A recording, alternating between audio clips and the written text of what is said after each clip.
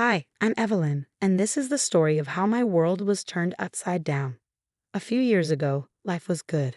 I was married to Mark, the man I thought was my soulmate, and we had two wonderful children, Lily and Max.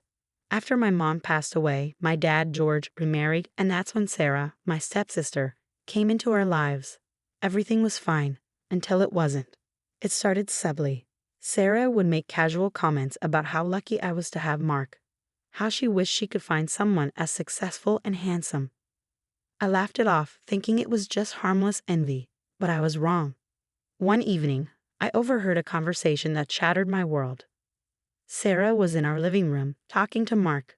Her voice had this sickly sweet tone that made my skin crawl. You know, Evelyn doesn't deserve you, she said. She's just not in your league. I couldn't believe what I was hearing. Peeking around a corner, I saw Mark looking uncomfortable but also intrigued. Sarah, I'm married to your sister, Mark protested, but there was no conviction in his voice.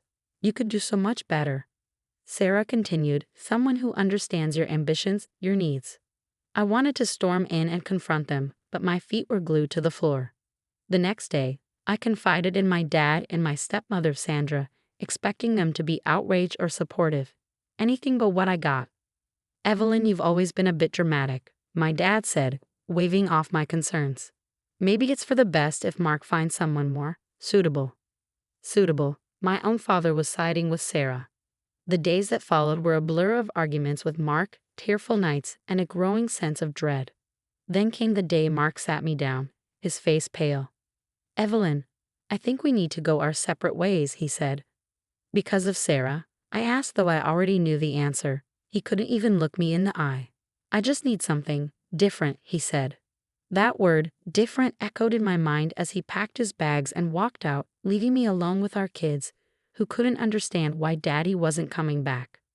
The divorce papers arrived quickly. Mark and Sarah wasted no time. They were married within a few months.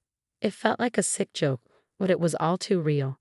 My father and Sandra attended their wedding, congratulating them while I stayed home, trying to explain to Lily and Max why their dad wasn't coming back. That was the lowest point in my life. But as I watched my kids sleep, their innocent faces untouched by the cruelty of the world, something inside me hardened. Yes, I was broken, but I wasn't defeated. I wouldn't let Sarah and Mark's betrayal define me or the future of my children. I had to start over, for Lily, for Max, and for myself. The days after Mark left were a whirlwind. Lily and Max kept asking, why isn't Daddy coming home? How do you explain something like that to a 6-year-old and a 4-year-old? You can't. You just hug them tighter and try not to cry. I remember staring at our bank account, the numbers a harsh reminder of my new reality. Mark was doing well, but his support payments were laughable. I needed a job, but with 2 kids and a decade out of the workforce, where would I even start? Mommy, are we poor now? Lily asked one day, her little brow furrowed in concern. I forced a smile. We're going to be just fine, sweetie. A friend suggested I go back to school, maybe pick up some new skills. Easier said than done, but I enrolled at a local community college. Accounting seemed practical. As for my parents, I hadn't heard a word from them, too busy playing happy families with Sarah and Mark. Classes were tough, juggling them with 2 kids was even tougher. But I met people like me. One of them was Jenna, a single mom of 2, working 2 jobs. You got this, Evelyn, she'd say. We're tougher than we look. And you know what? She was right. I sat down to study when the phone rang. It was Mark. Hey, Evelyn, how are you holding up? His voice sounded awkward, forced. I clenched my teeth. What do you want, Mark? Just checking in on the kids, he said. They hadn't heard from him in weeks. They're asleep. Anything else? There was a pause. Look, I know this is hard. You know nothing, I snapped. You walked out on them. On me.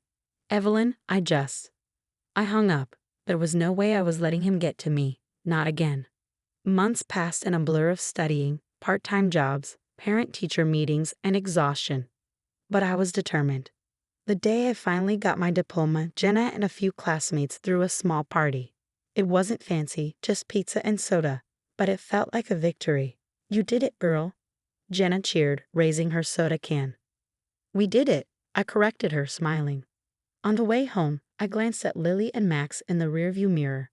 Guess what, guys? Mommy graduated today. Does that mean we can get ice cream? Max asked, his eyes hopeful. I laughed, the sound light and free for the first time in ages. Yes, it does. Let's celebrate. That night, as I tucked them into bed, I realized something. I was more than Mark's ex-wife, more than George's disappointed daughter. I was Evelyn, and I was going to make sure the world knew it. Fast forward a couple of years, and life was looking up. I had landed a job at a local accounting firm. It wasn't glamorous, but it paid the bills, and then some. Lily and Max were thriving, growing up way too fast for my liking. One day at work, my boss, Mr. Thompson, called me into his office. My heart pounded, wondering if I'd done something wrong. Evelyn, I've been reviewing your work. It's impressive. Relief washed over me. Thank you, sir. He leaned forward, his expression serious. How would you feel about taking on some bigger clients? It's a step up. I could hardly believe it. I'd be honored, sir. Walking out of his office, I felt 10 feet tall. This was it, the break I'd been working for. At home, Lily and Max were doing homework at the kitchen table. Lily looked up, her eyes curious. Mom, you look happy. Did something good happen? I smiled, ruffling her hair. Mom got a big opportunity at work. Does that mean more ice cream? Max asked, grinning. I laughed. Maybe a little more. Life settled into a comfortable rhythm. Work, kids, the occasional night out with Jenna and other friends. As for Mark, he was a distant memory, just another chapter in my past. Then one evening, as I was closing up the office, my phone buzzed. It was Mark. I've been thinking about you, Evelyn. I made a huge mistake. I felt a twinge of something. Anger, sadness, maybe both. You have a strange way of showing it, Mark. I know I don't deserve your forgiveness, but I'm struggling here. Sarah and I. It's not working out. That's not my problem, Mark. You made your bed. There was a pause. Can we meet? Just to talk. I thought of Lily and Max asleep at home. They deserved better than a father who drifted in and out of their lives. No, Mark. There's nothing left to say. Hanging up, I felt a sense of closure. Mark was no longer the anchor dragging me down. One day, Lily came home from school, her face thoughtful. Mom, my teacher said you're a role model. What does that mean? I hugged her, my heart full. It means that no matter how hard life gets, you keep moving forward. You don't let anything, or anyone, hold you back. As I watched Lily and Max playing in the backyard, I realized how far we'd come. We were a team, the three of us against the world, and we were winning. It was a crisp autumn day, and I was at the park with Lily and Max, watching them play soccer. Life had settled into a new normal, a rhythm I had grown to cherish. Mom, watch this, Max shouted, kicking a ball with a little too much enthusiasm. It sailed past Lily and rolled toward a bench where a familiar figure sat. My father, George, picked up the ball and walked over. I hadn't seen him since. Well, since the divorce. Evelyn, you look well, he said, handing the ball back to Max. I took a deep breath. Thanks, Dad. What brings you here? He shifted, looking uncomfortable. I've been thinking about you, about everything that happened. I was wrong, Evelyn. I should have stood by you. It was the apology I had once longed for, but now it just felt empty. Thanks, Dad, but it's a little late for that. He nodded, his eyes heavy with regret. I understand. I just wanted you to know. As he walked away, Lily came up to me, her face filled with curiosity. Was that Grandpa? She asked. I nodded. Yes, sweetie. She looked thoughtful. Why don't we see him anymore? I hugged her gently. Sometimes people make choices that hurt us, and we have to move on. Lily nodded, seeming satisfied with the answer, and ran back to play. A few weeks later, I got a call from my lawyer. Mark was having financial troubles. The firm he worked for had gone under, and apparently, life with Sarah wasn't as perfect as he'd imagined. He's asking for a reduction in child support, my lawyer explained. I sighed. Let's meet and discuss this. In the meeting, my lawyer laid out the facts.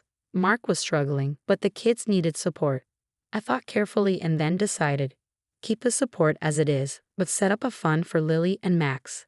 Their future is what matters. My lawyer nodded. I'll make the arrangements.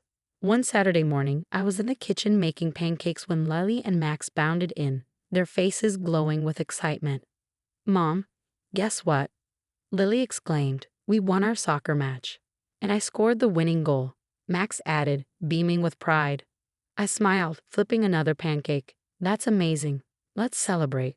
As we sat down to eat, the morning sun streamed through the windows, casting a warm glow over the kitchen. I looked at my children, my heart swelling with pride. "You know, kids," I began, "life throws a lot of challenges at us, but we can handle them. We're strong, just like these pancakes." Max giggled. "Pancakes are strong." I laughed. "The strongest." As they chattered about their soccer game, I realized that this was it, my triumph. Not a grand, dramatic victory, but a quiet, steady one. A life rebuilt, a family stronger than ever, and a future filled with possibilities. Did Evelyn make the right decision by choosing not to reconcile with her ex-husband, Mark, and by keeping her distance from her father, George? Share your thoughts in the comments below. And if you enjoyed this story, please hit the like button and subscribe to the channel for more. Your support means the world to us. Thank you for following Evelyn's journey to the end.